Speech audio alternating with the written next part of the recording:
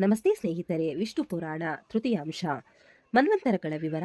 ವ್ಯಾಸರು, ವೇದಶಾಖೆಗಳು, ವಿಷ್ಣುವಿನ ಆರಾಧನಾ ಕ್ರಮ, ಚತುರಾಶ್ರಮ, ವಿವಿಧ ಧರ್ಮಗಳು, ಶ್ರಾದ್ದ ಕರ್ಮಗಳು, ಶತಧನುರಾಜನ ವೃತ್ತಾಂತ. ಈ ಅಂಶಗಳ ಬಗ್ಗೆ ತಿಳಿದುಕೊಳ್ಳೋಣ.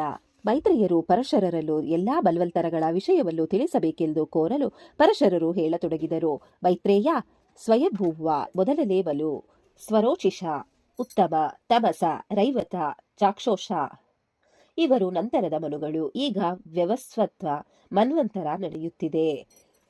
ಸ್ವರೋಚ್ಚಿಷ ಮನ್ವಂತರದಲ್ಲಿ ಪರಾವತರು ಮತ್ತು ತುಷಿತರು ದೇವತೆಗಳು. ವಿಪಶ್ಚಿತ್ ಎಂಬುವನು ಇಂದ್ರ. ಉಜ್ರ ಮೊದಲಾದವರು ಸಪ್ತರ್ಷಿಗಳು. ಚೈತ್ರ ಕಿಂಪುರುಷ ಮನುವಿನ ಮಕ್ಕಳು. ಉತ್ತಮ ಮನ್ವಂತರದಲ್ಲಿ ಉತ್ತಮನೇ ಮನು.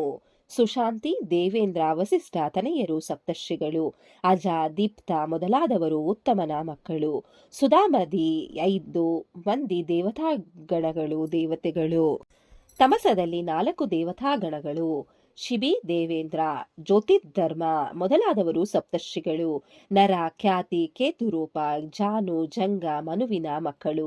5ನೆಯ ಮನ್ವಂತರದಲ್ಲಿ ರೈವತನೇ ಮನು.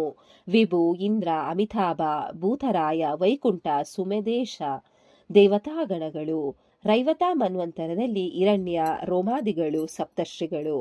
ಬಲ, ಬಂಧು, ಸಾಂಭವ್ಯ, ಸತ್ಯಕ ರೈವತನ ಪುತ್ರರು.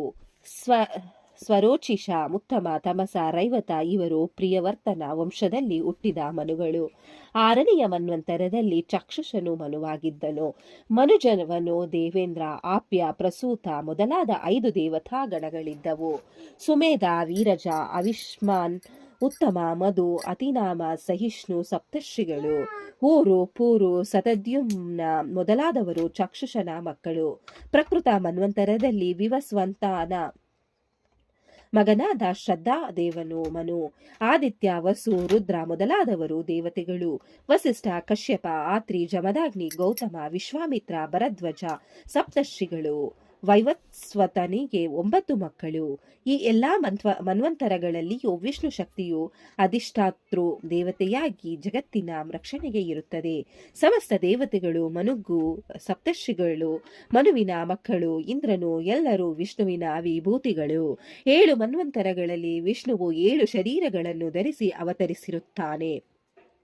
ಇನ್ನು ಮುಂದೆ ಬರುವ 7 ಮನ್ವಂತರಗಳೆಂದರೆ ಸವರ್ಣಿ ಮನ್ವಂತರ. ಇದು 8ನೆಯ ಮನ್ವಂತರ. ದಕ್ಷ ಸವರ್ಣಿ, ಬ್ರಹ್ಮ ಸವರ್ಣಿ, ಧರ್ಮ ಸವರ್ಣಿ, ರುದ್ರಪುತ್ರನಾದ ಸವರ್ಣಿ, ರುಚಿ ಹಾಗೂ ಭೌಮ ಇವರು ನಂತರದ ಮನುಗಳು. ಪ್ರತಿಯೊಂದು ಕೃತಯುಗದಲ್ಲಿಯೂ ಧರ್ಮಶಾಸ್ತ್ರವನ್ನು ರಚಿಸತಕ್ಕ ಮನುವಿನ ಅವತಾರವಾಗುತ್ತದೆ. ಇದು ಮನ್ವಂತರ ಕಲಿಯುವವರೆಗೂ ಆಯಾ ದೇವತೆಗಳು ಯಜ್ಞದ ಆವಿರ್ಭಾಗವನ್ನು ಪೂಜಿಸುತ್ತಾರೆ.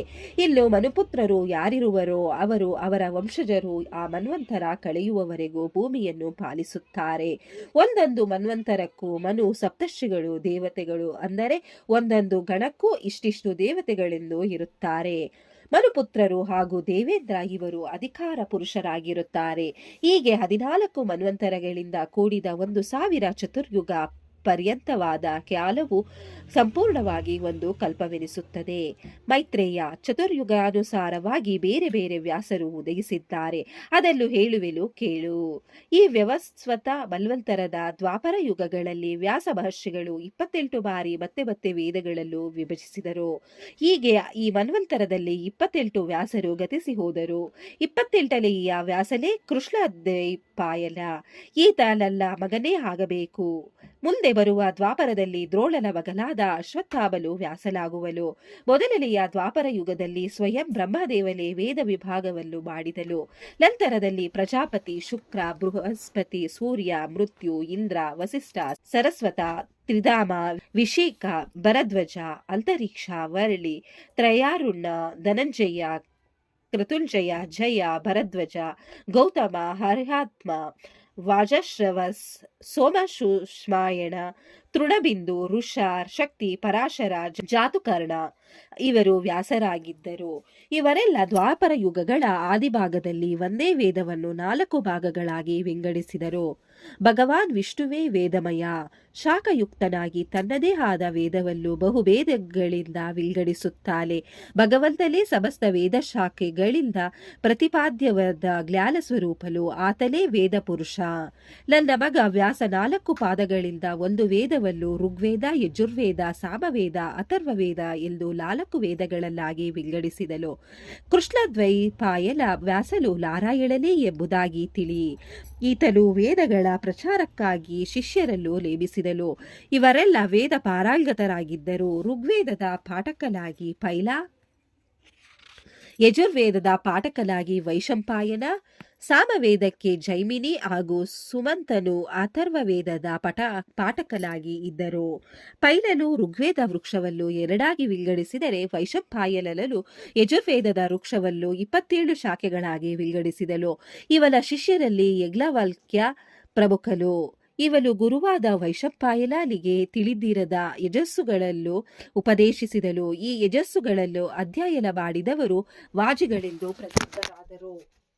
ಜೈಮಿನಿಯು ಸಮಾವೇದದ ವೃಕ್ಷದ ಶಾಖೆಗಳನ್ನು ಕ್ರಮವಾಗಿ ವಿಭಾಗಿಸಿದನು. ಜೈಮಿನಿಯ ಮಗ ಸುಮಂತ. ಇವನ ಮಗ ಸುಕರ್ಮ ತಾನು ಕಲಿತ ಸಂಹಿತೆಯನ್ನು 1000 ಭೇದಗಳುಳ್ಳದನ್ನಾಗಿ ವಿಭಜಿಸಿದನು. ಇವನಿಗೆ 500 ಶಿಷ್ಯರಿದ್ದರು. ಸಾಮವೇದ ಕಲಿತ ಇವರೆಲ್ಲ ಉದಿಚ್ಯ ಸಮಾಗರೆಂದು ಖ್ಯಾತಿವಿತ್ತರು. ಪುರಾಣಗಳ ವಿವರ ಹೇಳುವೆನು, ಕೇಳು. ಬ್ರಹ್ಮಪುರಾಣವೇ ಮೊದಲನೆಯದು. ಒಟ್ಟು 18 ಪುರಾಣಗಳಿವೆ. ಬ್ರಹ್ಮ, ಪದ್ಮ, ವಿಷ್ಣು, ಶೈವ, ಭಗವತ, ನಾರದೀಯ, ಮಾರ್ಕಂಡೇಯ, ಆಗ್ನೇಯ, ಭವಿಷ್ಯತ್, ಬ್ರಹ್ಮವೈವರ್ತ, ಲಿಂಗ, ವರಹ, ಸ್ಕಂದ, ವಾಮನ, ಕೂರ್ಮ, ಮತ್ಸ್ಯ, ಗರುಡ ಮತ್ತು ಬ್ರಹ್ಮಾಂಡ. ಇವೇ ಈ ಅಷ್ಟದಶ ಮಹಾಪುರಾಣಗಳು. ವಿಷ್ಣು ಪುರಾಣವು ಪದ್ಮಪುರಾಣವಾದ ಬಳಿಕ ಹೇಳಲ್ಪಟ್ಟದ್ದಾಗಿದೆ. 6 ವೇದಾಂಗಗಳು, 4 ವೇದಾಂಗಗಳು, ಮೀಮಾಂಸಾ, ನ್ಯಾಯಶಾಸ್ತ್ರ, ಪುರಾಣ ಮತ್ತು ಧರ್ಮಶಾಸ್ತ್ರ ಹೀಗೆ ವಿದ್ಯೆಗಳು 14 ಇವೆ. ಇವುಗಳೊಂದಿಗೆ ಆಯುರ್ವೇದ, ಧನುರ್ವೇದ, ಗಂಧರ್ವ ವೇದ ಮತ್ತು ಅರ್ಥಶಾಸ್ತ್ರ ಸೇರಿ 18 ಆಗುತ್ತವೆ.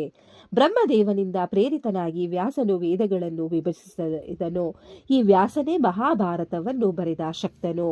ಬಳಿಕ ಮೈತ್ರೇಯರು ಪರಶುರರಲ್ಲಿ ಯಾವ ಕರ್ಮವನ್ನಾಚರಿಸಿದರೆ ಜನರು ಯಮನ ವಶವರ್ತಿಗಳಾಗುವುದಿಲ್ಲವೋ ಆ ಕರ್ಮವನ್ನು ಕುರಿತು ಹೇಳಲು ಕೇಳಿದರು.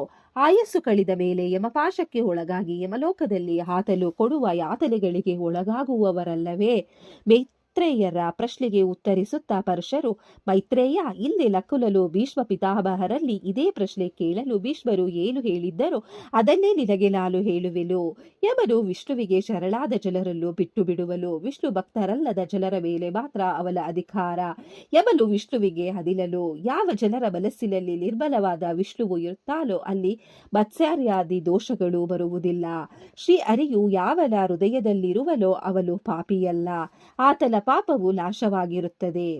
ಪರಧನ ಅಪಹರಿಸುವವನು, ಪ್ರಾಣಿಗಳನ್ನು ಕೊಲ್ಲುವವನು, ಸುಳ್ಳು ಹೇಳುವವನು, ಹಣದ ಆಸೆ ಇಟ್ಟುಕೊಂಡಿರುವನು, ದುರ್ಮಾರ್ಗಿಯಲ್ಲಿರತನು ಇವರೆಲ್ಲ ಎಂದಿಗೂ ವಿಷ್ಣು ಭಕ್ತರಾಗುವುದಿಲ್ಲ. ವಿಷ್ಣು ಭಕ್ತರು ವೈಕುಂಠವನ್ನು ಸೇರುವರು. ಈ ಸಂಸಾರ ಸಾಗರದಲ್ಲಿ ವಿಷ್ಣುವನ್ನು ಬಿಟ್ಟರೆ ಇನ್ನೊಬ್ಬ ರಕ್ಷಕರಿಲ್ಲ. ಯಾವನು ಭಗವಂತನನ್ನು ಸದಾ ಧ್ಯಾನಿಸುತ್ತಿರುವನೋ ಅಂಥವನನ್ನು ಯಮಕಿಂಕರರಾಗಲಿ, ಪಾಶದಂಡಗಳಾಗಲಿ, ಕಡೆಗೆ ಯಮನೇ ಆಗಲಿ, ಯಮಯಾತನೆಗಳೇ ಆಗಲಿ ಏನು ಮಾಡಲಾರವು. ಇದೇ ಯಮನ ವಶವರ್ತಿಗಳಾಗದಿರಲು ಇರುವ ಸುಲಭ ಮಾರ್ಗ ಎಂದು ಹೇಳಿದರು. ಅಲ್ಲ ಮೇಲೆ ಭವಸಾಗರವನ್ನು ದಾಟ ಬಯಸುವವರು ಭಗವಂತನಾದ ವಿಷ್ಣುವನ್ನು ಹೇಗೆ ಆರಾಧಿಸಬೇಕು? ಹಾಗೆ ಆರಾಧಿಸಿದ ಭಕ್ತರು ಭಗವಂತನಿಂದ ಯಾವ ಫಲವನ್ನು ಪಡೆಯುತ್ತಾರೆ ಎಂದು ಮೈತ್ರೇಯರು ಕೇಳಲು ಪರಶರರು, ಮೈತ್ರೇಯ, ವಿಷ್ಣುವನ್ನು ಆರಾಧಿಸಿದರೆ ಈ ಭೂಮಂಡಲದಲ್ಲಿ ದೊರಕಬಹುದಾದ ಎಲ್ಲಾ ಮನೋರಥವೂ ಸ್ವರ್ಗವು ಮೋಕ್ಷವು ಮಾನವನಿಗೆ ಲಭಿಸುತ್ತದೆ. ಯಾರು ವರ್ಣಾಶ್ರಮ ಧರ್ಮವನ್ನು ಸರಿಯಾಗಿ ಪಾಲಿಸುವನೋ ಅವನು ವಿಷ್ಣುವನ್ನು ಆರಾಧಿಸುತ್ತಿದ್ದಾನೆಂದು ತಿಳಿ.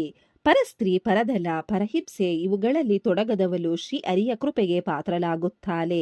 ದೇವ ಬ್ರಾಹ್ಮಣ ಗುರುಗಳ ಶುಶ್ರೂಷೆಯಲ್ಲಿ ತೊಡಗಿರುವವನು, ಸಕಲ ಭೂತಗಳ ಹಿತಚಿಂತನೆ ಮಾಡುವವನು, ಸ್ವಧರ್ಮ ತತ್ಪರನು, ರಾಗಾದಿ ದೋಷಗಳಿಂದ ರಹಿತನು ವಿಷ್ಣುವಿನ ಕೃಪೆಗೆ ಪಾತ್ರನಾಗುವನು.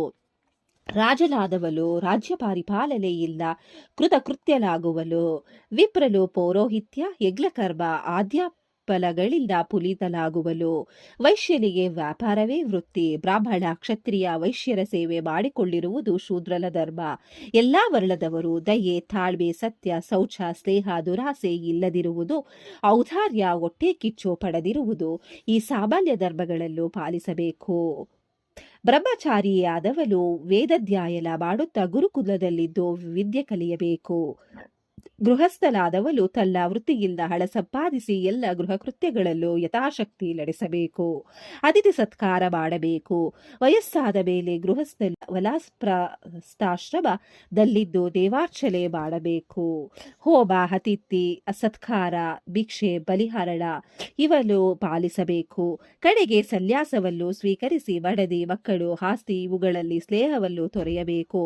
ಹೀಗೆ ಪ್ರತಿಯೊಬ್ಬನು ಚತುರ್ವಿಧ ಆಶ್ರಮಗಳನ್ನು ಪಾಲಿಸಿದಾಗ ಎಲ್ಲಾ ಪಾಪಗಳ ಸುಟ್ಟು ಅಗ್ನಿಯಂತೆ ಶುದ್ಧನಾಗಿ ಶಾಂತನಾಗಿ ಬ್ರಹ್ಮಲೋಕ ಸೇರುವನು. ಹೀಗೆ ಚತುರ್ವರ್ಣ್ಯ ಹಾಗೂ ಚತುರಾಶ್ರಮಗಳ ಧರ್ಮ ಪಾಲಿಸಿದಾಗ ಆತ ವಿಷ್ಣುವಿಗೆ ಪ್ರಿಯನಾಗುವನು. ಮನುಷ್ಯನಾದವನು ಷೋಡಶ ಸಂಸ್ಕಾರಗಳಿಗೆ ಸಂಬಂಧಿಸಿದ ಕರ್ಮಗಳನ್ನು ಮಾಡಬೇಕು. ಗೃಹಸ್ಥನಾದಾಗ ಅವನಿಗೆ ಸಂಬಂಧಿಸಿದ ಸದಾಚಾರಗಳನ್ನು ಪಾಲಿಸಬೇಕು. ಅತಿಥಿ ಸತ್ಕಾರವನ್ನು ಶ್ರದ್ಧೆಯಿಂದ ಮಾಡಬೇಕು. ಅತಿಥಿಯನ್ನು ಬಿಟ್ಟು ಯಾವ ಗೃಹಸ್ಥನು ಊಟ ಮಾಡುತ್ತಾನೋ ಅವನು ದುರ್ಗತಿಯನ್ನು ಹೊಂದುತ್ತಾನೆ. ಅತಿಥಿಯ ಗೋತ್ರ ಕುಲ ಇವಾವುಗಳನ್ನು ಬ್ರಾಹ್ಮಣನಾದವನು ನೋಡಬಾರದು. ಹಾಗೂ ಉಪನಯನವಾದವರು ಸಂಧ್ಯಾ ವಂದನೆಯನ್ನು ತಪ್ಪದೇ ಮಾಡಬೇಕು. ಇಲ್ಲದ ಪಕ್ಷದಲ್ಲಿ ಅಂಥವರು ನರಕಭಾಜನರಾಗುವರು. ಪರಸ್ತ್ರೀ ಗಮನ ಇಹಪರಗಳೆರಡರಲ್ಲಿಯೂ ಭೀತಿದಾಯಕವಾದದ್ದು. ಪರಸ್ತ್ರೀಯರನ್ನು ಎಂದಿಗೂ ಮನಸ್ಸಿನಲ್ಲಿ ಕಾಣಿಸಬಾರದು. ಬತ್ತಲೆಯಾದ ಪರಸ್ತ್ರೀಯನ್ನು ನೋಡಬಾರದು. ಆಚಾರ್ಯರಲ್ಲೂ ವಯೋವೃದ್ಧರಲ್ಲೂ ಪೂಜಿಸಬೇಕು. ಎಳವನ್ನು ಸುಟ್ಟು ವಾಸನೆ ಬಂದಾಗ ಹೇಸಿಕೊಳ್ಳಬಾರದು. ಅಯೋಗ್ಯರಲ್ಲೂ ಕುಟಿಲ ವ್ಯಕ್ತಿಗಳಲ್ಲೂ ಆಶ್ರಯಿಸಬಾರದು. ಬತ್ತಲೆ ಮಲಗಬಾರದು. ಸ್ನಾನ ಮಾಡಬಾರದು. ಹೀಗೆ ಹಲವಾರು ಗೃಹಸ್ಥನಿಗೆ ಸಂಬಂಧಿಸಿದ ಸಾಮಾನ್ಯ ಧರ್ಮಗಳನ್ನು ಪರಿಪಾಲಿಸಬೇಕು. ಯಾವಾಗಲೂ ಇತರರಿಗೆ ಸಂತೋಷ ಉಂಟು ಮಾಡುವ ಸತ್ಯವನ್ನು ಹೇಳಬೇಕು. ಅಹಿತವಾಗುವುದಾದರೆ ಪ್ರಿಯವಾದರೂ ಆ ಮಾತು ಹೇಳಬಾರದು. ಶ್ರಾದ್ದವನ್ನು ಅತ್ಯಂತ ಶ್ರದ್ಧೆಯಿಂದ ಮಾಡಬೇಕು. ಶ್ರಾದ್ದದ ದಿನ ಯಾರಾದರೂ ಉತ್ತಮ ಬ್ರಾಹ್ಮಣರು ಯತಿಗಳು ಆಕಸ್ಮಿಕವಾಗಿ ಬಂದರೆ ಅವರಿಗೂ ಶ್ರಾದ್ದ ಭೋಜನವನ್ನು ಮಾಡಿಸಬೇಕು. ಶ್ರಾದ್ದ ಕರ್ಮದಲ್ಲಿ ಯಾವುದು ವಿಹಿತ ಯಾವುದು ನಿಷಿದ್ಧ ಎಂಬಿ ವಸ್ತುಗಳ ವಿಚಾರ ತಿಳಿದಿರಬೇಕು ಎಂಬಿ ವಿಚಾರಗಳಲ್ಲೂ ತಿಳಿಸಿದರು. ಧರ್ಮ ವಿಹಿತವಾದ ಕರ್ಮಗಳನ್ನಾಚರಿಸುವವರು ವಿಷ್ಣುವಿಗೆ ಅತ್ಯಂತ ಪ್ರಿಯರಾಗಿ ವಿಷ್ಣು ಲೋಕ ಸೇರಲು ಅರ್ಹರಾಗುವರು. ಇಂಥವರಿಗೆ ಯಮನು ಬಾಧಿಸಲು. ಯಾವನು ಅಜ್ಞಾನದಿಂದ ವೇದದ ಆವರಣವನ್ನು ತಿಳಿಸುವನೋ ಆ ಪತಾಕಿಗೆ ಲಗ್ನ ಎಂದು ಹೆಸರು. ಶ್ರಾದ್ದಕ್ಕೆ ಹಾನಿಯುಂಟು ಮಾಡುವ ಲಗ್ನರೊಡನೆ ಮಾತನಾಡಿದರೆ ಒಂದು ದಿನ ಪುಣ್ಯ ನಶಿಸುತ್ತದೆ. ಪಾಷಾಂಡಿಗಳು ಅತಿ ಪಾಪಿಗಳು ಲಗ್ನರು. ಬ್ರಾಹ್ಮಣಾದಿ 4 ವರ್ಣದವರು ತಮ್ಮ ಸ್ವಧರ್ಮದಿಂದ ವಿಮುಖರಾಗಿ ಹೀನ ಕರ್ಮಗಳಲ್ಲಿ ನಿಂತರೆ ಲಗ್ನ ಎಂಬ ಹೆಸರನ್ನು ಪಡೆಯುತ್ತಾರೆ. ದೇವತೆಗಳು ಪಿತೃಗಳು ಭೂತಗಣಗಳು ಮತ್ತು ಅತಿಥಿಗಳು ಇವರನ್ನು ಪೂಜಿಸದೆ ಊಟ ಮಾಡುವನು ಪಾತಾಕವನ್ನು ಊಟ ಮಾಡಿ ಲಗ್ನನಾಗುವನು. ಅವನಿಗೆ ಪ್ರಾಯಶ್ಚಿತ್ತವಿಲ್ಲ. ಲಗ್ನರೊಡನೆ ಸಂಭಾಷಣೆ ಸ್ಪರ್ಶ ಇವುಗಳನ್ನು ವರ್ಜಿಸಬೇಕು. ದೇವತೆಗಳಲ್ಲೂ ಪಿತೃ ಪಿತಾಮಹರನ್ನು ಉದ್ದೇಶಿಸಿ ಮಾಡುವ ಶ್ರಾದ್ದವನ್ನು ಲಗ್ನರು ನೋಡಿದರೆ ದೇವ ಪಿತೃಗಳಿಗೆ ತೃಪ್ತಿ ಉಂಟಾಗುವುದಿಲ್ಲ. ಹಿಂದೆ ಎಂಬ ರಾಜನಿಗೆ ಶೈಬ್ಯೆ ಎಂಬ ಧರ್ಮ ಪಾರಾಯಣಲಾದ ಹೆಂಡತಿ ಇದ್ದಳು. ರಾಜನು ವಿಷ್ಣು ಭಕ್ತನಿದ್ದನು. ಒಮ್ಮೆ ರಾಜದಂಪತಿಗಳು ಕಾರ್ತೀಕ ಹುಣ್ಣಿಮೆ ದಿನ ಗಂಗಾ ಸ್ನಾನ ಮಾಡಿ ಬರುತ್ತಿದ್ದಾಗ ಒಬ್ಬ ಪಶಂಡಿ ಅಂದರೆ ಲಗ್ನನನ್ನು ನೋಡಿದರು. ಅವನು ಸ್ನೇಹಿತನಾದ್ದರಿಂದ ರಾಜನು ಅವನನ್ನು ಮಾತನಾಡಿಸಿದನು. ಶೈಬ್ಯೆ ಮಾತ್ರ ಮಾತನಾಡದೆ ಸೂರ್ಯನನ್ನು ನೋಡಿದಳು. ಕೆಲ ಕಾಲದಲ್ಲಿ ಶತದನು ತೀರಿಕೊಂಡಳು. ಶೈಬ್ಯೆಯು ಪತಿಯೊಡನೆ ಚಿತೆ ಹೇರಿ ಸಹಗಮನ ಮಾಡಿದಳು. ವ್ರತಕಾಲದಲ್ಲಿ ಲಗ್ನನೊಡನೆ ಮಾತನಾಡಿದ್ದರಿಂದ ರಾಜನು ನಾಯಿಯಾಗಿ ಹುಟ್ಟಿದ್ದಳು. ಶೈಬ್ಯೆಯು ಕಾಶಿ ರಾಜನ ಮಗಳಾಗಿ ಜನಿಸಿ ಸಕಲ ವಿದ್ಯಾ ಪಾರಂಗತಳಾದಳು. ಅವಳಿಗೆ ಜನ್ಮಾಂತರದ ಸ್ಮರಣೆಯಿತ್ತು. ವಿವಾಹ ಮಾಡಲು ಅವಳ ತಂದೆ ಯತ್ನಿಸಿದಾಗ ಅವಳು ತನ್ನ ಪೂರ್ವಜನ್ಮದ ಪತಿಯಲ್ಲೂ ನೆನೆದು ಅವಳು ಲಾಯಿಯಾಗಿದ್ದದ್ದನ್ನು ಗುರುತಿಸಿ ಲಾಯಿಗೆ ಇಂದಿನ ಜನ್ಮದ ಸ್ಮೃತಿಯಲ್ಲೂ ಕೊಟ್ಟಳು. ಲಾಯಿಗೆ ವೈರಾಗ್ಯ ಉಂಟಾಗಿ ಬೆಟ್ಟದಿಂದ ಧುಮುಕಿ ಪ್ರಾಣ ಬಿಟ್ಟಳು. ಮತ್ತೆ ರಾಜನು ನರಿಯಾಗಿ ಹುಟ್ಟಿದಳು. ಆಗಲೂ ಕಾಶಿರಾಜನ ಮಗಳಿಂದ ವಿವರ ತಿಳಿದು ನಿರಾಹಾರಿಯಾಗಿ ಪ್ರಾಣ ಬಿಟ್ಟಳು. ಮುಂದಿನ ಜನ್ಮದಲ್ಲಿ ತೋಳಲಾಗಿ ಹುಟ್ಟಲು ಆಗಲೂ ರಾಜಕುಮಾರಿ ಅವನಿಗೆ ನೆನಪು ಮಾಡಲು ರಾಜನು ದೇಹ ತ್ಯಜಿಸಿ ಬಳಿಕ ಹದ್ದು ಕಾಗೆಗಳಾಗಿ ಹುಟ್ಟಿದಳು. ಮತ್ತೆ ರಾಜಕುಮಾರಿಯಿಂದ ಪೂರ್ವ ವೃತ್ತಾಂತ ತಿಳಿದಾಗ ದೇಹತ್ಯಾಗ ಮಾಡಿ ನವಿಲಾಗಿ ಅವತರಿಸಿದನು. ಆಗಲೂ ಕಾಶಿರಾಜನ ಮಗಳು ನವಿಲನ್ನು ಕರೆತಂದು ಆಹಾರ ಕೊಡುತ್ತಾ ಪೋಷಿಸುತ್ತಿದ್ದಳು. ಆಗ ಜನಕರಾಜನು ಅಶ್ವಮೇಧ ಯಾಗ ಮಾಡಲು ಸ್ನಾನ ಕಾಲದಲ್ಲಿ ನವಿಲಿಗೂ ಸ್ನಾನ ಮಾಡಿಸಲಾಯಿತು. ನವಿಲು ತನ್ನ ಹಿಂದಿನ ಜನ್ಮಗಳ ವೃತ್ತಾಂತ ತಿಳಿದು ತನ್ನ ದೇಹವನ್ನು ಬಿಟ್ಟಿತ್ತು. ಮರುಜನ್ಮದಲ್ಲಿ ಶತದಲುವು ಜನಕರಾಜನಿಗೆ ಮಗಲಾಗಿ ಜನಿಸಿದಳು. ಈ ಜನ್ಮದಲ್ಲಿ ಕಾಶಿರಾಜನ ಕುಮಾರಿಯು ಅವನನ್ನು ಸ್ವಯಂವರದಲ್ಲಿ ವರಿಸಿದಳು. ಇಬ್ಬರು ಬಹುಕಾಲ ರಾಜ್ಯ ಸುಖ ಅನುಭವಿಸಿದರು. ಗಂಡನು ಯುದ್ಧದಲ್ಲಿ ತೀರಿಕೊಂಡಾಗ ಕಾಶಿರಾಜನ ಮಗಳು ಪತಿಯ ಚಿತೆಯೊಂದಿಗೆ ಸಹಗಮನ ಮಾಡಿದಳು. ಬಳಿಕ ಇಬ್ಬರು ಉತ್ತಮ ಲೋಕವನ್ನು ಪಡೆದರು. ಪಾಷಾಂಡಿಯೊಡನೆ ಮಾತನಾಡಿದ ಅಪಚಾರಕ್ಕೆ ರಾಜನು ಹಲವು ಜನ್ಮಗಳನ್ನೆತ್ತಬೇಕಾಯಿತು. ಆದ್ದರಿಂದ ಪಾಪಿಗಳಾದ ಪಾಷಾಂಡಿಗಳೊಡನೆ ಸಂಭಾಷಣೆ ಸ್ಪರ್ಶಗಳನ್ನು ತ್ಯಜಿಸಬೇಕು. ಇಂಥವರೊಡನೆ ಮಾತನಾಡಿದವರು ನರಕವನ್ನು ಸೇರುವರು ಎಂದು ಸವಿಸ್ತಾರವಾಗಿ ಹೇಳಿದರು. ಇಲ್ಲಿಗೆ ವಿಷ್ಣು ಪುರಾಣದ ತೃತೀಯಾಂಶವು ಮುಗಿಯಿತು. ಈ ಅಧ್ಯಾಯವನ್ನು ಕೇಳಿದವರು, ಶ್ರವಣ ಮಾಡಿದವರು, ಓದಿದವರಿಗೂ ಎಲ್ಲರಿಗೂ ಆ ಭಗವಂತನು ಒಳ್ಳೆಯದನ್ನು ಮಾಡುತ್ತಾನೆ. ಓಂ ನಮೋ ಭಗವತೆ ವಾಸುದೇವಾಯ ನಮಃ. ಧನ್ಯವಾದಗಳು ಸ್ನೇಹಿತರೆ. ವಿಡಿಯೋ ನೋಡಿಕ್ಕೆ ಎಲ್ಲರಿಗೂ ಧನ್ಯವಾದಗಳು. ನಿಮಗೆ ಈ ವಿಡಿಯೋ ಇಷ್ಟ ಆಗಿದ್ರೆ ಪ್ಲೀಸ್ ಒಂದು ಲೈಕ್ ಮಾಡಿ. ನೆಕ್ಸ್ಟ್ ಇನ್ನು ಜಾಸ್ತಿ ವಿಡಿಯೋ ಹಾಕ್ತೀವಿ. ಹಾಗೆ ನಿಮ್ಮ ಫ್ರೆಂಡ್ಸ್ಗೆ ಶೇರ್ ಮಾಡಿ ಮತ್ತೆ ಸಬ್ಸ್ಕ್ರೈಬ್ ಮಾಡಿ. Thank you very much.